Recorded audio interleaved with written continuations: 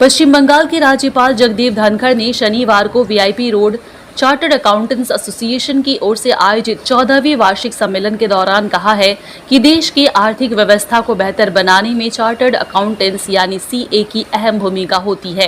अर्थव्यवस्था में लेन देन जितना पारदर्शी होगा, इसका विकास इतनी ही तेजी से होगा और इसकी जिम्मेदारी चार्टर्ड अकाउंटेंट्स पर होती है।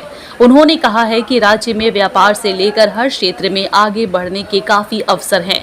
गौरतलब है कि कार्यक्रम का उद्घाटन मुख्य अतिथि राज्यपाल जगदीप धनखड़ ने दीप जलाकर किया। वहीं विशिष्ट अतिथि president of ICAICA doctor Debashish Mitra ने कहा है कि कोरोना काल के समय देश की आर्थिक स्थिति पर काफी असर पड़ा है। इससे निकलने में कुछ समय लगेगा, उसके बाद स्थिति बेहतर हो जाएगी। सीए डॉक्टर गिरीश आहूजा ने कहा है कि सम्मेलन आयोजन करने का उद्देश्य ज्ञान को बढ़ाना होता है, इसलिए इसी तरह के कार्यक्रम का आयोजन हमेशा से ही होते रहना चाहिए। बढ़ती हुई महंगाई पर उन्होंने कहा है कि पूरे विश्व में महंगाई बढ़ रही है। पहले कोरोना व उसके बाद यूक्रेन व रूस के बीच हुई जंग की वजह से महंगाई बढ़ी है। साथ ही एसोसिएशन के अध्यक्ष व संयोजक सीए बजरंग लाल अग्रवाल ने कहा है सीए एक्सीलेंस विद इंटीग्रिटी की थीम पर 14वां वार्षिक सम्मेलन का आयोजन किया गया है। उन्होंने आगे कहा है कि महंगाई जो है वह आंकड़ों का खेल है। यूक्रेन और रूस के बीच चल रही युद्ध के कारण देश में महंगाई बढ़ी है।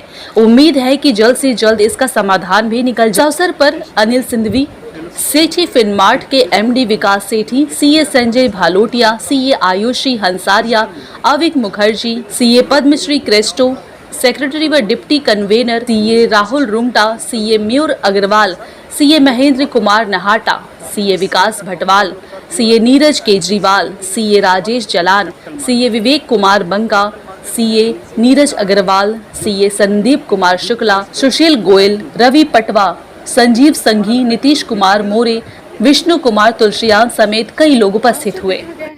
और हम चार्टर्ड अकाउंटेंट ये अवेयरनेस लाते हैं लोगों में कि वो सभी से जो इसकी जितनी इनकम है उस पर वो टैक्स पे करें। सर, आपका नाम और पूरा designation? Amit Agarwal, chartered accountant in practice. आप जैसे देख सकते हैं आज हम ये दलित ग्रेट ईस्टर्न पे हम लोग आए हैं और हमारा आज जो प्रोग्राम है I think it is suppose to be attended by around 500 chartered accountants from across Calcutta. और प्रोग्राम जो है अगर आप एजेंडा देखेंगे तो आपको क्लियर होगा कि जो दो बहुत इंपॉर्टेंट टॉपिक्स है for the economy of the country, एक आप कैपिटल मार्केट्स है और एक हमारा जो टैक्सेशन है जो कि डायरेक्टली सब बिजनेसेस को इफेक्ट करता है, तो उसके ऊपर हमारा फोकस है इस कॉन्फ्रेंस का। एक है कि कैपिटल मार्केट्स में जो एक्सपर्ट्स आ रहे हैं बॉम्बे दिल्ली से, they are going to deliberate about कि क्या कैपिटल मार्केट का सिनेरियो है और आगे क्या होना है। और जो हमारे टैक्स एक्सपर्ट्स आएंगे वो क्या टैक्सेशन का पॉलिसी गवर्नमेंट ने अपनाया है और how it will aid in the ease of doing business. ये हमारा दो एजेंडा है। बेसिकली ये जो दो एजेंडा है, हमारे इंस्टीट्यूट का मोटो है सर्विस ऑफ द नेशन, तो उसको फोकस में रखते हुए कि ताकि हम लोग फाइनेंशियल लिटरेसी कंट्री में प्रमोट कर सके, अपने रीजन में प्रमोट कर सके, उसको फोकस में रखते हुए आज हम ये प्रोग्राम को ऑर्गेनाइज कर रहे हैं। तो कॉन्फ्रेंस उसमें हेल्प करती है प्रोफेशंस को, पूरी सोसाइटी को और पूरे बिजनेस वर्ल्ड को, कि जिससे वो जो भी नए लॉ के प्रोविजंस आए हैं उनको बेस्ट रूप में इम्प्लीमेंट किया जा सके। विश्व भर में तो आर्थिक मंदी की आहट सुनाई दे रही है, भारत इससे किस तरीके से उबरेगा, इसका कुछ आइडिया? मैं भारत में ऐसी कोई मंदी नहीं देख रहा हूँ, क्योंकि भारत के पास जो सबसे बड़ा एसेट्स है, कैपिटल एसेट्स है, वो यूथ है, मैन पावर, तो उसमें कोई मंदी की वजह नहीं है और यूथ हमारा तैयार है। इंडिया इज़ यंग, हम लोग बोलते हैं कि भारत जवान है, तो उससे मुझे नहीं लगता है आज वर्ल्ड में कोई भी ऐसा कंट्री नहीं है जब भारतीय जाके सर्विस नहीं दे रहे हैं। तो we are provider of service, तो इसमें ऐसी कोई मंदी का दौर मुझे बहुत ज़्यादा भारत को इम्पैक्ट करेगा ऐसा मुझे नहीं लगता। आप युवा का बात कर रहे हैं, पिछले कुछ समय से सर देश में जिस तरीके से एक युवा वर्ग ही जो है डिफेंस में जिस आया है वो हिंसा फैल रही है, उस पर क्या करेंगे देश में जिस तरीके से हिंसा फैल रही है? वाले मामले में नहीं बोलूँगा क्योंकि ये पॉलिटिकल की तरफ जा रहा है। तो इससे पॉलिटिक्स में मुझे लगती है कुछ ये हिंसाएं पॉलिटिक्स से भी जुड़ी हुई होती हैं, तो हमें इनसे दूर रहना चाहिए। मैं युवाओं को एक ही मैसेज दूंगा कि वो प्लीज़ किसी भी तरह के हिंसा की बातें भी ना करें, उस बात को फैलाएं नहीं। ये बहुत सारी चीज़ें हैं जो किसी के पर्सनल मोटिव को फुलफिल करने के लिए हमें यूज़ किया जाता है। Be careful, be alert. और बहुत इंपॉर्टेंट टॉपिक्स इसमें डिस्कस किए जाएंगे। गवर्नर साहब आ रहे हैं इनॉग्रेशन सेशन में, उसके बाद में कैपिटल मार्केट्स के ऊपर, टैक्सेशन के ऊपर काफ़ी अच्छा डिस्कशन होने वाला है। जो कि सारे चार्टर्ड अकाउंटेंट्स को जो इनके मेंबर हैं या बाहर से आ रहे हैं डेलीगेट के रूप में, सबको बहुत बेनिफिट देगा। यहाँ पे राज्यपाल भी आने वाले हैं, तो उनके आने से जो सीए वर्ग है उनमें किस तरह का उत्साह देखने को मिल रहा है? राज्यपाल साहब आएंगे तो सीए वर्ग में उत्साह तो रहेगा ही, और राज्यपाल साहब खुद बहुत नामी वकील रह चुके हैं और ये टैक्स लॉज के बारे में उनको भी आइडिया है, कवर इकोनॉमी के बारे में उनको आइडिया है, तो सीए और अर्थशास्त्र कैसे जुड़ा हुआ है वो अच्छे से समझते हैं। तो ऐसे इंसान अगर आएंगे इनॉग्रेशन सेशन में तो जरूर। देश Agarwal, President of VIP Road Chartered Accountant Association and convener of the VIP Road Study Circle EIC. Today is our 14th annual conference. VIP Road CA Study Circle is the oldest study circle in Eastern India, established in 1997. One of the president of ICAICA, Subodh Kumar Agrawal, is a founder member of our association. We are doing professional activities as well as social activities. और आज के जो हमारे programme की theme है CA excellence with integrity, इसमें जो है हमारे जो स्टार स्पीकर्स है जी न्यूज के एडिटर, जी बिजनेस के एडिटर सीए अनिल सिंघवी जी आए हैं, और हमारे जो टैक्स गुरु है, जो इंडिया के टैक्स गुरु है आज के दिन दिल्ली से फ्रॉम ग्रीस वजह सर आए हैं।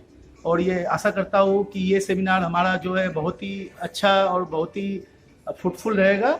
और हम लोगों ने जो सबसे बड़ी सफलता हासिल की है कि हम लोगों ने कल ही इसका रजिस्ट्रेशन क्लोज कर दिया था ओवर रिस्पॉन्स के रीजन के कारण। Thank you. आज राज्यपाल भी आने वाले हैं, तो आपको क्या लगता है इससे जो है सीए जितने हैं उनको कितनी उत्साह जो है उनको देख के आएगी? हाँ बिल्कुल, ये तो मैं बोलना भूल गया था, सॉरी। हमारे जो चीफ गेस्ट हैं governor of West Bengal Shri Jagdeep Dhankhar sir हैं, और वो आज हमारे चीफ गेस्ट बन के आ रहे हैं और हम लोगों में काफ़ी उत्साह है। और हमारे जो आज guest of honour ICI president CA Debashish Mitra, doctor CA Debashish Mitra sir आ रहे हैं, और हम लोगों में काफ़ी उत्साह है उनका वेलकम करने का।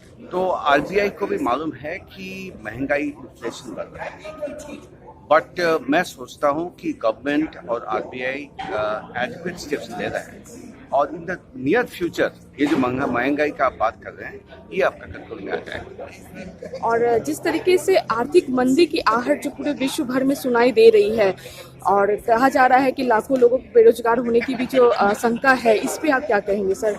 इससे कैसे सुधार किया जाएगा? समझ गया। देखिए, ऐसा है कि गवर्नमेंट जो है काफी प्रोएक्टिव है। हाँ, देखिए 2 साल आपका कोरोना रहा, कोविड रहा, आपका इकोनॉमी में असर पड़ा। हम लोग जितना भी बोलते हैं कि इकोनॉमी में असर नहीं पड़ा होगा, बट असर काफी पड़ा इकोनॉमी। ये असर से निकलने के लिए कुछ टाइम चाहिएगा। हम लोग अभी असर से, इकोनॉमी का असर से, ये जो कोरोना का असर है, इससे निकलने का कोशिश कर रहे हैं। तो मैं सोचता हूँ कि ये जो आप अभी जो बोल रहे हैं ये टेम्पोररी है, ये आपका कुछ दिनों में हम लोग इसे ओवरकम कर सकेंगे। अभी जैसे देश का जो माहौल है, आए दिन हिंसा जिस तरीके से फैली जा रही है, डिफेंस को लेके भी युवा वर्ग जो है जिस तरीके से एक हिंसा पूरे देश भर में चल रहा है, उस पर आप क्या कहेंगे सर? देखिए, हिंसा से कुछ नहीं होता, हिंसा से कुछ नहीं होता। हम लोग पेपर्स में देखते हैं कि ये लोग कहाँ ऐसी आग लगा रहे हैं, ये कर रहे हैं। हिंसा से कुछ नहीं होता। हर चीज जो है अपने इंस्टीट्यूट में ऑफ चार्टर्ड अकाउंटेंट्स में भी ये बोलते हैं, हर चीज डायलॉग से होता है, डायलॉग एंड डिस्कशन से होता है। हिंसा से अभी कुछ नहीं हुआ। एटलीस्ट भारत में तो होना नहीं चाहिए, जो जहाँ गांधी जी का देश है।